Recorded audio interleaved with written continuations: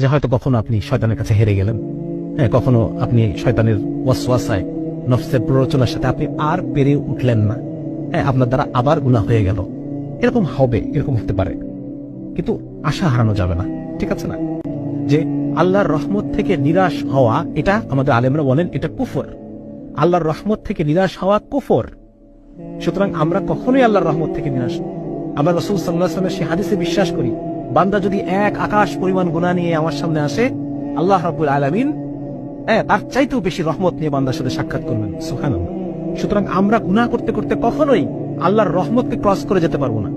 ঠিক আছে না? আপনি যদি মনে করেন যে না, আমি তো জীবনে বহুবার তওবা করেছি, আমি আবার কেন তওবা করবো, আরে আমি তো গাদ্দার, বারবার আমি কথা দিয়ে কথা রাখি না, ঠিক আছে না, এরকম এই কথাটা শয়তানের পক্ষ থেকে। আপনি বারবার আল্লাহর কাছে ওয়াদা করবেন, আল্লাহ তাআলা এগুলোতে মাইন্ড, এমন না যে আল্লাহ তাআলা মাইন্ড করবেন, এরকম না, বরং ব্যাপারটা এরকম যে আমি বারবার আল্লাহর কাছে তওবা করব। এবং আমার শাইখ বলেন যে তওবার অভ্যাস তৈরি করা, তওবার অভ্যাস একদম অন্তর থেকে পরিপূর্ণ তওবা, খালেস।